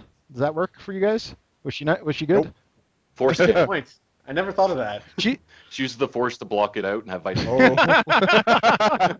Eating the green, subconsciously eating the green bread, protecting himself. I'm glad, and Justin had touched on this with his 11-year-old cousin, that you have another strong female lead in a movie. Definitely, it's feminist. You got your strong female lead doing stuff that dudes can do. So And- feminist good or feminist bad? Like No, they're doing what needs- feminist good. I'll have to say feminist good. She's a very positive role model. Although I really think near the end she gave into the dark side a little bit. She was pulling some evil looks there. But either way, she channeled the Force in a good way. Like when Yeah. he's like, I'll train you. Give up and submit to me, and I'll train you. And she closes her eyes and she's like, that's right, the Force. yeah. And like she starts channeling Force strength or Force speed or whatever it is. And she's just like, she meditates for that second and she channels it. I was like, this is good. I like this. I like that she, gave into the Force in the right way. She didn't just say, you're right, I'd rather not die and maybe I'll leave later. I like the way she did it. But I like how it's a positive role model, and I'm glad that Abrams has given a chance for girls to actually come out and really enjoy Star Wars now. And you can nitpick the milky, creamy skin out in the middle of a desert, whatever. When it comes down to it, at the end of the day, it's the character herself. She did a good job. Yeah, she did. As the actress, as carrying the movie, it must have been very hard for her to carry this whole movie just on her acting. But she did it. She was very successful in putting a positive lead character. They simplified the Luke Skywalker situation with no Uncle Owen and Beru kind of situation. She's there. She's by herself. She's trying to live her life as best as she can. And when she needed to fight and when she needed to do stuff, she had the skills to do it. And even though it seems slightly far-fetched that you could fly the Millennium Falcon, considering she seems pretty land-driven character, She whereas said she's a pilot. She straight up said she's a pilot, and then when she's flying the Millennium Falcon, she mentioned that Junker had got the Millennium Falcon, and she was very familiar what he had been doing with it, all the upgrades and alterations. And like she's like reaching over to Chewie's section. She's like, "This is impossible to fly as one person," and she's like doing everything she can. So I thought it was good. I thought it was there. That was something I was raising earlier, though. They actually have brought it up in other Star Wars films that Jedi or people who are Force sensitive have an instant understanding of mechanics and machines and industry and technology. So she's able to jump into that ship and understand what that compressor does, what this does, and what she does to make the ship do what it needs to do. Right? Interesting They're tech romancers. Yeah, interesting that you bring that up, Simon, because Poe's considered the best pilot in the entire Resistance fleet. Is So is Poe he? Force sensitive? Exactly. Good question. that's something that was played with in the expanded universe with, what's Luke's best friend's name? I can't remember. Wedge Antilles. Yeah. Yeah, Wedge Antilles. They tried to push that with as well as other X-Wing fighters, pilots, just to say maybe some of them developed into Force users later because of how good they are. A couple do, actually. And a couple do. So that's not that's already been an established idea, and they're just using that here, which is okay. If in towards Episode 9, Poe Dameron ends up using the Force, I'm cool with that. That's all right. That's not the problem. But you have to be trained to be pulling stuff with the Force. You have to be trained to mind trick with the Force. Like, is Han Solo ever so slightly Force sensitive? And was Rey trained whatsoever? Because she seemed to be able to pull off stuff with no training whatsoever. I know, that bothered me. That bothered me through the whole movie, just how easily she jumped into her role as a Jedi. Like, that bothered me a lot. And beat Kylo Ren, a regular Force user and swordsman. Who was trained. Yeah. And she beats this guy, so is she... She had no right to win. Now we've It would have been established better that. Quick second. Bullet points. Physically capable, excellent physical actor. She had charisma. She has the youth. She can keep leading with this series, and she's not going to have a voice cracking problem. She's not going to hit puberty and then all of a sudden just be an entirely different persona. She's not the only one who's carrying this film. We also have to finally move on to this Finn character. John Boyega. And I have a lot of problems with this guy. In fact, most of my problems with the film come from this character. Now, before I say anything, I wanted to, what do you guys think of this Finn character? On to Finn. I've actually seen this actor in a couple of his earlier movies, such as Attack on the Block, which was very good. Highly recommend it if you haven't seen it. I think he's a very capable actor. There was a couple times where his open mouth, I'm surprised face came out a little too much. He was a character that was a character of convenience. Oh, I just happen to be the janitor that knows everything about this. Let me solve this giant problem for you that none of you have been able to solve in the last decade while building this planet. But as an actor, I think he was actually very good for the role. It's just a question of, can the writing department do better by him in the next film? I second that like a million ways. I've had this conversation with several different people I saw the movie with, and it's just the writing to match John Boyega's acting. Like, the way they wrote his origin story did not match the way they wanted him to be. Like, they wanted him to be Will Smith from Independence Day. And, like, yeah, Will Smith from Independence Day, he can pull that off. John Boyega can pull that off flawlessly. But then they're like, oh, he's Rambo, trained from birth to be this guy, and then he doesn't act like that guy at all. He doesn't act like a guy who's been in the military his whole life, wake up, He's a do janitor. 50 push-ups. Yeah, he's a janitor. Why was he on that mission? Why was he on Jakku or whatever planet they were on? If this is his first mission, hey, we're going to put you on a mission with like Kylo Ren. This guy's notorious for killing people. Why would you put a guy who has no practical service time with Kylo Ren? You know he's going to say kill people. Why would you put someone who's never been shown to do this on those missions? You put experienced people. What, they had like a minimum amount of people? We needed 20, we had 19. Let's put the janitor in there. Yeah, no. Corey, what did you think of Finn?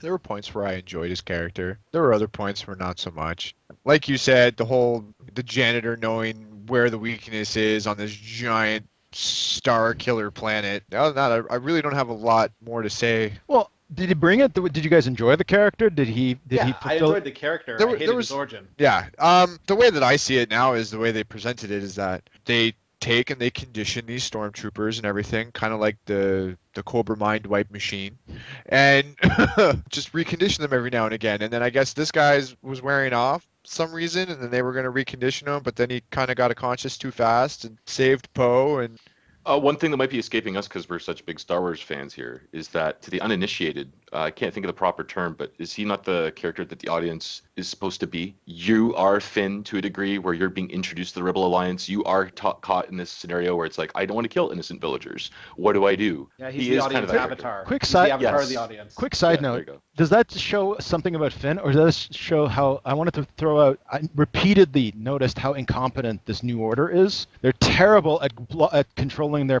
prison system. They're ordered to collect a droid from a random girl, and they send armies of dudes, squadrons of dudes who are trained killers and trackers to do this, and they can't do that either. You have Chewbacca and Han Solo wandering randomly through a planet-sized base, and no one catches them. And again and again and again, they're shown as being heavily incompetent as a military institution.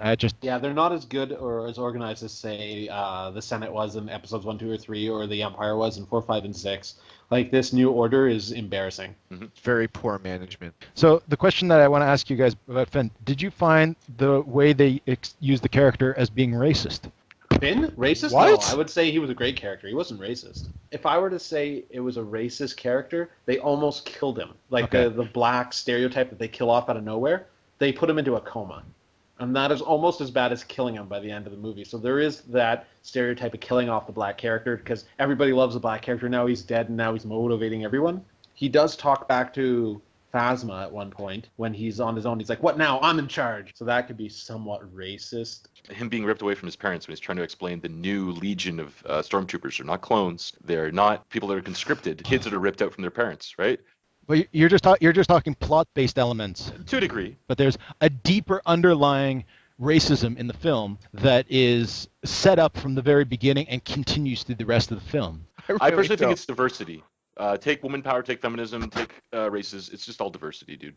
You guys mentioned that Rey is a positive female role model. Okay, you take a little girl to see this movie. She identifies with Rey. She thinks Rey is a great character. I want to be just like Rey. Okay, Poe Dameron is probably the best character in the film because everyone wants to be Poe Dameron because there's no flaws in the guy. The guy is cool under torture, can fly ships that he's never flown before, and attack a giant cruiser and win and escape, and then leads the attack on the Cantina place and wins, and then leads the attack on the Death Star and personally destroys the Death Star. And throughout the entire film remains cool, collected, and he does absolutely extraordinary things because Oscar Isaacs is Cuban and Guatemalan. He does excellent things for the Latino community as having a role model that you can look at and identify. Now let's look at Finn. He's terrible at his job, okay, as being a soldier. He's put in sanitation, so menial labor-related activities. We're reinforcing standard stereotypes of where the black character belongs. He rebels against the system, and he Joins a terrorist group? Is that what you're about to say? No, he lies. He lies from the get-go and continues to lie through the whole film. He secretly feels bad about it, but he's continuously lies and being deception. But even other scenes where he shows up looking for water and he has to drink from the same pit as the giant creature, and even the creature rejects him. And again and again and again throughout the film, he's the butt of the joke. If there was a joke to be had, it would be at the expense of the black character. Was that and the same with Han Solo, though, in the original movie? Han Solo was the butt of most of the jokes, even though he had the redeeming quality of being a badass? Yes, but then again, they showed him in redeeming ways again and again throughout the film, whereas here he was the butt of the joke. He was if you were black, taking your black child to see this, Finn is not necessarily a character that you can appeal, saying, I want to be just like him. I want to go against everything that I've been told to do. I want to be the butt of every joke. I want to be laughed at all the time. I want to be the sanitation guy. Is it reinforcing standard stereotypes of the black character? Is it just reinforcing the stereotype of the comedic character? Again, had Poe Dameron been black, I would have nothing to say about this. You've seen Ant-Man, right? No. Okay, so even though you haven't seen Ant-Man, they have a Latino character who's a gangbanger, and Stereotype. he's straight out of prison. But like, he's everyone's favorite character. Everyone who sees Ant-Man doesn't just make it like any less that racist. fact. No, but there's an idea where you have to stop thinking it's racist and start thinking it's just a character, right? If you have a white guy in that position, is it racist against the bumbling white friend, right? Like the issue here is it reinforcing established stereotypes that the black character should be the sanitation worker? This is where I'm coming from. If he was part of the elite assassin-like troop, and then he found different things, that at least he would be proud of his job. He's bad at his job, and he lies, and he doesn't know what he's doing. He's bumbling through the entire film, and the butt of every joke. I see the argument there. I see where it is, and I can second parts of that argument in that, like, oh my God, JJ made a mistake in the way he depicted him. Finn was a mistake in the way they depicted him from the start. Like I had said, he was supposed to be Rambo, and then he wasn't. Like if he had been, like I said, doing push-ups, been militarily brilliant, this, that, and the other. If he had the redeeming quality, it would have been great. There's a Kevin Smith movie called Cop Out that has Tracy Morgan in it and Bruce Willis. Bruce Willis.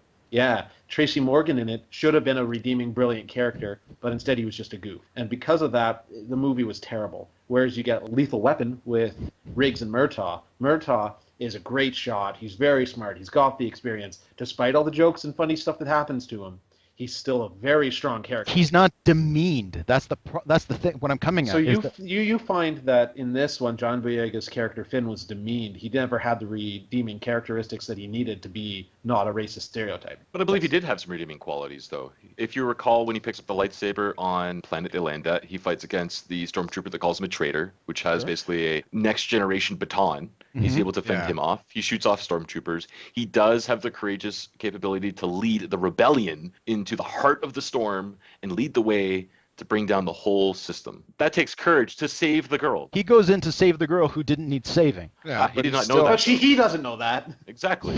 We only know that as an audience. His primary objective was to get the girl, but as a secondary, he was there to lead Han and Chewie to blow up the big force field system, right? And then lead the way for And then he thinks about leaving, and then he turns around and says, you know what, now that I see that this isn't just a light threat, this is a serious threat, he turns around and joins them and says, I can't just passively watch this happen. I have to actually help. And then very similar to Han Solo taking the money and taking off and then coming back. Yeah, which is a great character comparison. Yeah.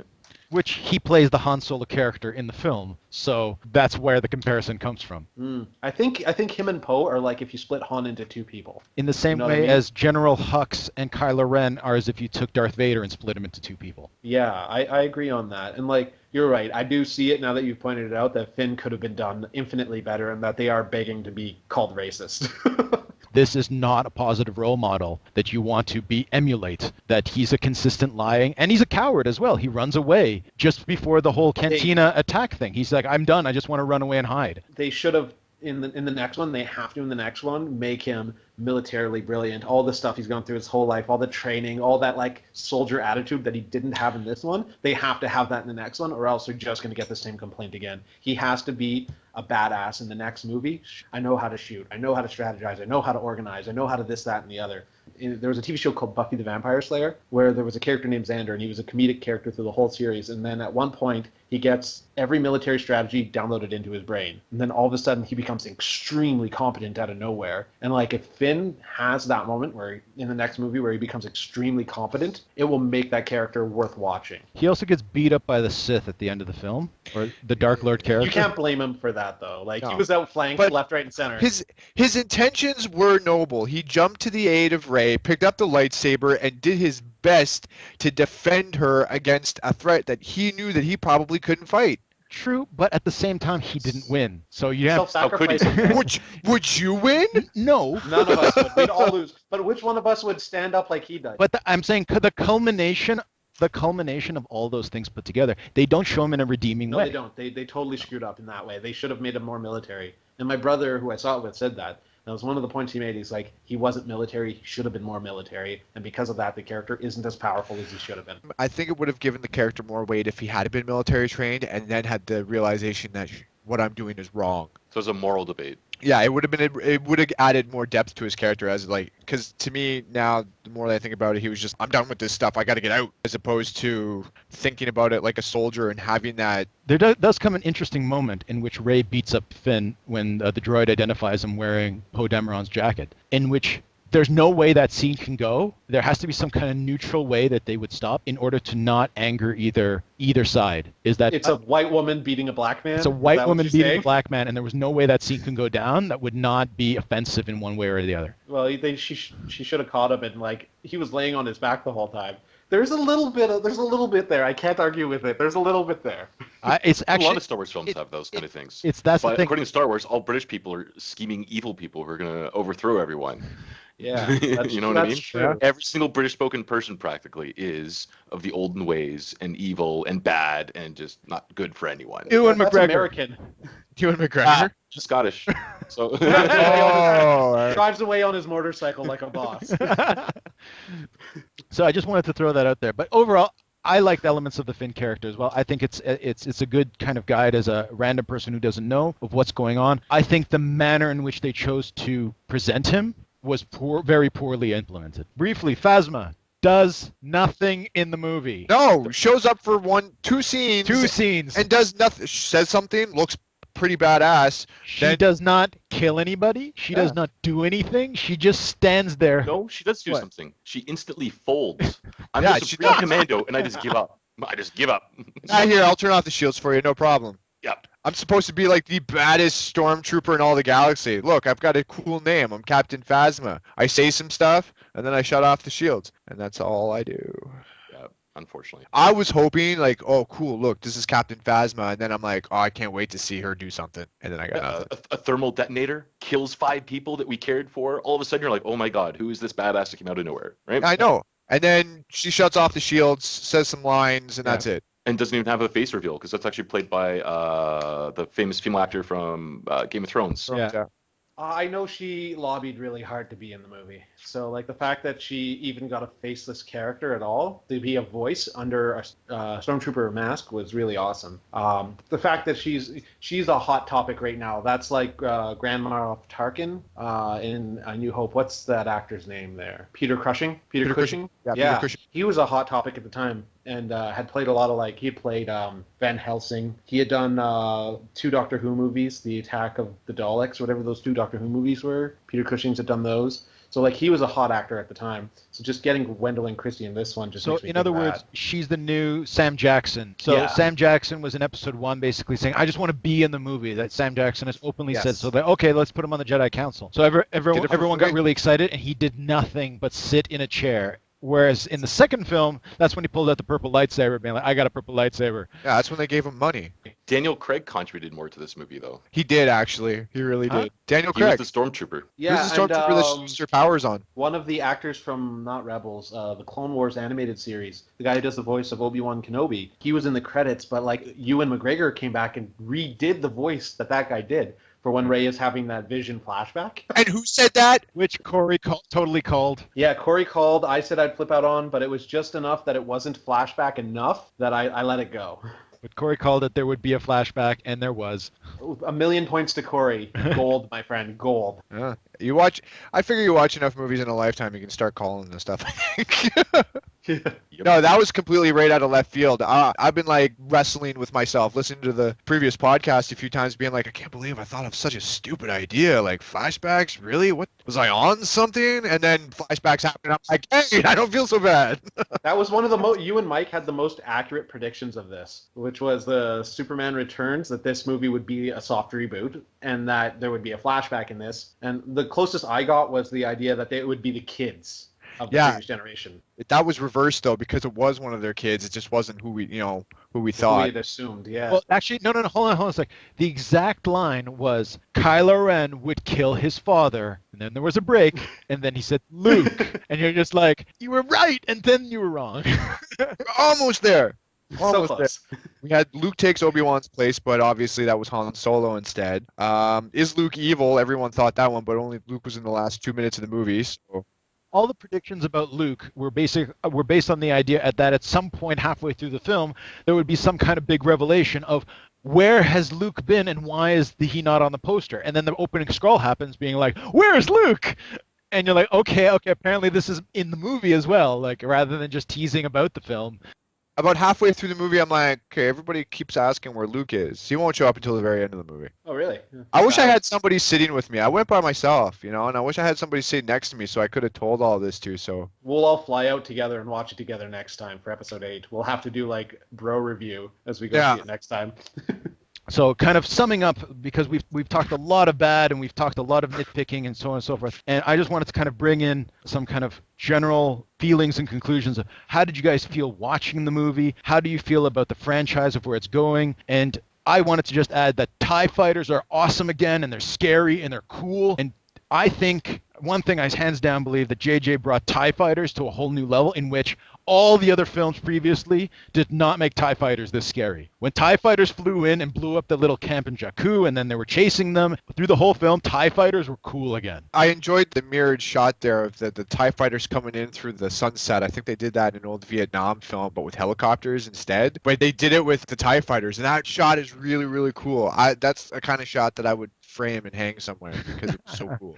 Overall thoughts on the film. I was happy. What would you rate it out of 10? I'm going to go an 8.5. Solid 8.5 out of 10. I was happy watching the movie. I tucked my brain away in a jar. I sat down. I enjoyed it for what it was. When I got out, that's when I let the thinking start. I didn't think throughout the entire movie. And I was excited. I felt good. I have a feeling that I'm going to change in a couple of years when I realize that it's the nostalgia factor, probably. A lot of it. Talking, but honestly right now it's definitely a solid 8.5 out of 10. Would I see it again? Yes. Will I enjoy it again? Maybe more. Don't know, but that's pretty much it. And I'm super stoked. I'm glad we're getting good Star Wars. Okay. And how does this contrast briefly, in your opinion, against the prequel feelings when you had watching the prequels and coming out of the prequels? Right? Because that was the key first question that we asked in the last podcast. Yeah. It goes back to the color and the grandiose scales of everything. The prequel trilogies were grand. Lord of the Rings grand almost. The big set pieces, although on green screens, and the bright colors and the overall happiness feel to it. This kind of brought me back to a time where things weren't so happy, where stuff in the universe isn't as happy as you think they are, and people are trying to kill other people, and people are in gray areas, and people aren't good and bad, and the eternal struggle of good versus evil. That's, to me, it's a good movie. It's not a great movie. I loved the low altitude flight scene with the Millennium Falcon and the TIE fighters. I loved that. Probably the best scene in the movie. I was crapping myself in my seat. The way she pulled it up and then she flipped it over onto its belly so we could get a clear shot of the TIE fighter. I was like, this is great. This is great. As I mentioned earlier with Mike, I give this movie a 7 out of 10. And there's a few good points, there's some bad points, but this briefly summarized. The way I look at this film is I walked into it trying to hide myself away from all the spoilers, have no high expectations because that's just going to spoil the whole event. I walked in trying to know as little as I possibly could. I enjoyed it. It was fun. It definitely played the nostalgia card in my heart. It struck all those chords, those feelings. You had the single tear when Han died. However, as a film, I feel that it's quite polarized versus the prequels, because the problem that I had with the prequels was the acting was poor, but the story was interesting. The characters weren't that great. If you look at the prequel movies, it was an original story, so I didn't know what was coming. Versus with this movie, the production, the cinematography, the acting was fantastic, but I felt I was watching a rehashed movie and I felt I knew what was coming. So when the nostalgia wears off, the hype wears off, and all that sort of stuff, and I was to look at this movie again, I am perhaps going to see more and more of A New Hope. But J.J. Abrams did a great job in production. The actors did a great job all around. So I enjoyed it, but quite frankly, I think it's a 7, in my opinion. And that's why I found this movie was lacking. It was fun. It was enjoyable, but we've said it countless times. It's a soft reboot. It's A New Hope all over again. Can I really say it was amazing? Of course, the little kid in me that loves Star Wars is saying that. But as someone who's seen countless films, I can't, because it is truly a soft reboot. Yeah, That's my closing thing. Yeah. I would agree with you, Simon. They didn't do anything new story-wise. They just rehashed old stories, old elements of like great stories. And in that sense, when you rehash great things, you end up with semi-great things. So, like, and that's what this film felt like. It was semi-great. They didn't come up with an original twist, an original idea, an original sort of concept that would push the story and make you go, oh my God, I can't believe they went there. I can't believe they did that. So when I watched this movie, like, it had all the elements I expected. And in a way, that's satisfying. It's satisfying to see those elements be brought together fully and completely. And I was like, okay, good. This is that. But it leaves you with that void that says, they better not do that again with the next one. you got me here. Good. Do something new with the next one. Because if you just rehash Empire, or if you rehash Empire Strikes Back Attack of the Clones, you know what I mean? Like if they just do like, oh, we're gonna implement a clone army and we're gonna push and Attack of the Clones it is again. Like I'm not gonna be happy. I'm gonna be like, dudes, you can come up with original ideas. Hit some young hot buck out there who's got great ideas and like let him come up with an original idea for Star Wars. So many years have come and gone with great ideas that they don't have to rehash old ones. And like I know like JJ loves the fan service. He loves to say, hey, this is what you loved, right? I did it. But like this movie, you know, I can complain about it all day. I could. But truth be told, I actually really loved it. It was cinematically brilliant. The coloration was good. The direction was good. The acting was good. And the rehashing of old ideas was semi-great. So in that, like, I think I might have the highest rating out of all of us, depending on how Mike goes on this. But, like, I think I had done a previous review with my brother there, and I said I gave it an 8.5. And thinking about it, it's just like, everything Harrison Ford did, everything JJ did. There was no Jar Jar Binks at any point in this whole movie. So I did love it. I did love it fully and completely. So yeah, 8.5 out of 10. To slice this movie in different ways would get different ratings out of me. If I were 10, never seeing Star Wars, walking into this movie, it's brilliant. It's a 10 out of 10 movie. It's the most awesome thing I've seen since watching maybe Avatar on DVD. And like, I imagine some of our friends that have small kids who took their small kids to see this movie, I imagine they absolutely loved it. They couldn't see racism, they couldn't see the flaws. All they could see was that the movie made sense, you could follow it, and there was cool action in it, and it was very well implemented. And in some senses, the movie is a 10 out of 10 film as a just complete, in and of itself, having no relation to anything whatsoever. The movie's great. And watching it was a thrill, a joy to see a movie being implemented on this excellent scale. But then comes the next stage for that 10-year-old, which is, I want to see more Star Wars. They have another year before the next film, so what are they going to do? They're going to watch all the stuff that was already made, download it, buy it, whatever, and then they're going to see that there is nothing new in this movie. And over the course of the next decade, this film will systematically move down and down and down the polls, whereas Empire, Jedi, and New Hope will continue to hold their spots on the all-time greatest films, and this movie will not. I may be wrong because of its level of implementation, but simply put, people will go back and see that it was done in many ways better before, and then come back and watch this movie again and be like, actually, it's not as great as I wanted it to be, or maybe not. For myself, I'm truly conflicted at this moment, but I think a lot of people were dissatisfied with the prequels. A lot of people are going to be satisfied with this, but I think nostalgia can only take a film so far, and it ultimately does drop down. Personally, I'm very divided. I need to see the movie again, maybe not immediately, but in time. I want to see it now knowing what it is. I'm very conflicted. In some senses, the feeling that I can only exhibit right now is I'm very disappointed. And I'm disappointed mostly because I wanted something that was not New Hope again. When you walked into Revenge of the Sith, all you knew was at the end of the movie he may become Darth Vader. That's it.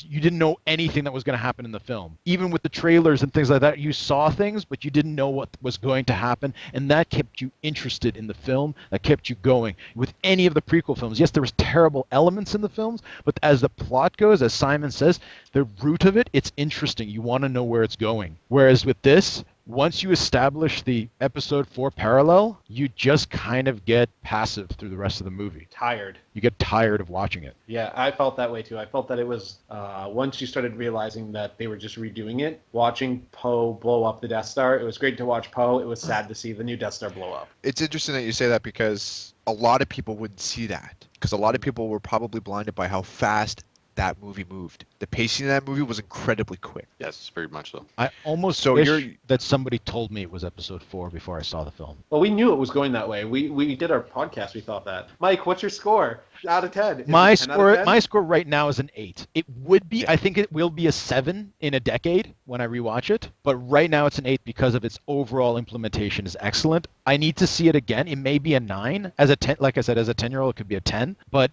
I'm very conflicted because my level of enjoyment in the film was just kind of like, oh, okay, I guess so. To give us what are, as 4 people voting, it is a 7.875 out of 10. That's our unanimous, added up, divided by 4. It doesn't make the Metafilm list. No. It doesn't create the 7.9. I mean, if we round up, it does. It just makes it. It just makes it. Now, hyper criticizing aside, and we've all aired grievances, we've all said our piece. If we were just all tuck our brains away, how awesome was it? It's awesome to see Star Wars, more Star Wars, very excellently implemented Star Wars that is a carbon copy of original Star Wars, just mass-produced in many modern ways. And to see that corporate version of Star Wars come to life is exciting, even if it lacks that certain sense of a soul. It's like you have the prize winning horse that you neuter, and instead you decide to clone the horse rather than have the children. Sorry, I missed something. We're neutering horses? What's going on now? Yeah. So you feel this is the pretty bride with no personality? I feel that the extended universe, which we've all extended that, why did they throw it out? Those are the children of Star Wars. That is what happened to Star Wars. It became bigger than itself through so many different incarnations of card games and books and video games and toys and so much more than it ever thought it could be when it was being made. And it was neutered. All of his children were dead and killed off, and they couldn't make any more, so what they did was they took the original film and they cloned it. Yeah, I see where you're going. As much as that's a horrible story, I can appreciate the digitally corrected, high-definition, excellent special effects version of Episode 4 and just absolutely love it and can't wait to see the next one, but it lacks authenticity. And I sincerely hope that this is, like you said, this is the launching pad for something new in the future. That's my hope as well. Like, when you go for books that get turned into TV shows, like Dexter, for instance, Season 1 of Dexter was just a remake of the book with, like, slight tweaks. And then Season 2 went in its own direction. My hope is that they do something like this for Star Wars, where it starts off exactly where the last best season started, The New Hope, and then they just go off in their own direction from there. That they don't. I've said it once, I'll say it again. I just don't want them to remake Empire. I don't want it to end with like Finn and Carbonite and Kylo Ren there taking him off to the Emperor or Jabba's palace or wherever. Like I just don't want that again. Finn says to Rey, "I love you," and she says, "I know." I don't want the inverse like JJ did with Into Darkness, where instead of Spock in the thing dying, it's Kirk this time. I don't want them to just inverse it and be like, look how original it is. Because they already did that, actually. They did that in this movie, where instead of Ben being killed by the Dark Lord, it was Ben killing Han. They just flipped it. Yeah. Yeah, so I don't want that in the next movie, which I know, okay, first, I shouldn't say that. Is JJ doing the next movie? No. He's producing it, but he's not directing it. Do we know who's the director? Rian Johnson is expected to be the director of Episode 8 for May 26, 2017. Rian Johnson is the director of Looper, Brothers Bloom, Brick. Final thoughts, guys. What do you guys feel about Star Wars, and what do you guys think is going to happen for Rogue One? How do you feel about where this new franchise cinematic universe? What is Disney doing? Final thoughts. What do you guys think? I hope Rogue One isn't a prequel. I hope they get Poe Dameron and just decide to like stick with him and do like a giant adventure with him. Because I heard Mads Mikkelsen, who plays Hannibal in the Hannibal TV show, is going to be the villain of it. So I'm really looking forward to Rogue One. As for this movie and the potential follow-up, well, not potential, the actual follow-up of Episode 8, I liked this movie. It was a good starting position, even though it was repetitive. And Episode 8 holds all the hope in the world for me. Episode 8, you're my only hope. Do it right. Really excited for Rogue Squadron. I can't wait to see Top Gun in space, especially with the X-Wings. I love X-Wings, especially going up against TIE fighters, because, hey, TIE fighters are cool again. You said it yourself. It's all about that twin ion engine scream, man. That just gave me goosebumps. I like the setup. I do. I am going to discover more problems as I continue watching this movie, but I like the setup, and I hope they get the ball rolling with Episode 8 and just kind of use this one as the setup, and then in 8 just kind of does like a Matrix Reloaded, doesn't hold your hand, just shoves you right in. And you know what? I'm really curious on where the characters are going to go. I'm really excited to see Mark Hamill in a more prominent role in this movie. I can't wait to see him back. I've got some high hopes. Let's do it, Disney. Let's show me that you can make really awesome movies and not just do it for the money. For the next movie being Rogue One, I'm super stoked for it. As Corey put it, Top Gun in space. Love it. Can't wait to see it. I can't wait to see a Star Wars movie that doesn't focus on Force folk, because that's going to be a unique take on this movie. As for moving forward with Episode 8, I believe they've painted a really good picture here. They got the palette, they got the tools, they got the manpower, they got everything they need behind it. Let's just come up with some original content so it's truly entertaining for all of us, not just the new generation. I think they got an excellent cast put together. When we were reviewing here who the next director is, he's got a pretty good resume. Hopefully he can do something that's interesting, and I can't wait for the next one.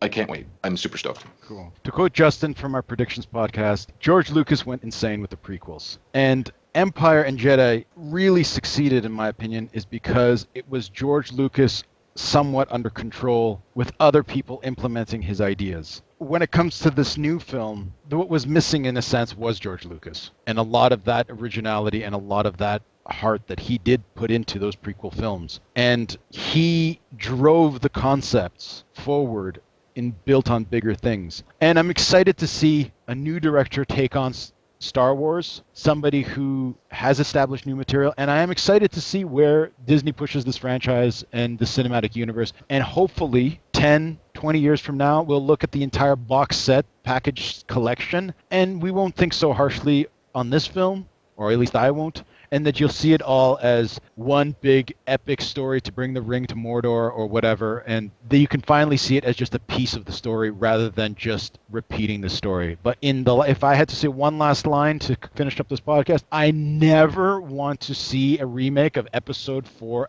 ever, ever, ever again.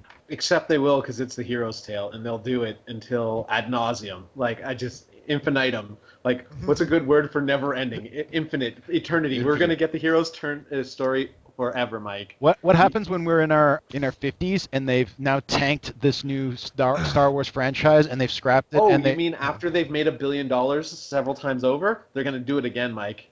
They'll do it again. Oh, I remember a time when they blew up the first Death Star. Pepperidge Farms remembers. Wow, beautiful. And that's the end.